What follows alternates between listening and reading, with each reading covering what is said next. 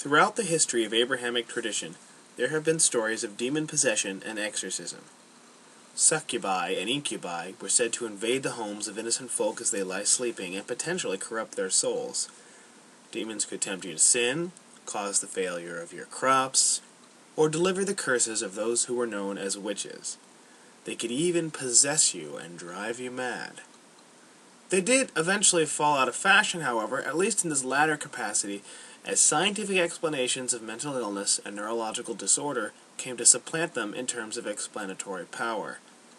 Indeed, mainstream followers of Christian tradition today support these more scientific views of psychology, and rarely indeed does one hear of demon possession or exorcism from the ranks of these moderates.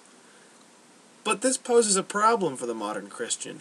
You see, Jesus drove demons out of people with great frequency during his ministry, according to Scripture, and why should that be?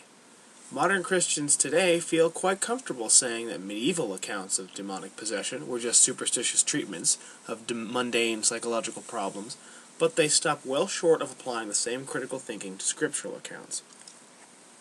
It seems to me that any modern follower of Christianity must affirm one of three possible explanations for this. 1. Demonic possession was a fact of life back then and is a fact of life today, whether it is popular to admit of such things or not. Many fringe communities within Christianity do believe this, and while I find their views disturbing, they are, at least, consistent. 2. Demonic possession was a fact of life back then, but is not anymore, having given way to psychiatric malady somewhere between then and now, or at least been greatly diminished in frequency. This is the unstated assumption of many Christians today, including myself when I believed. Unfortunately, it is difficult to propose a good reason why this should be true.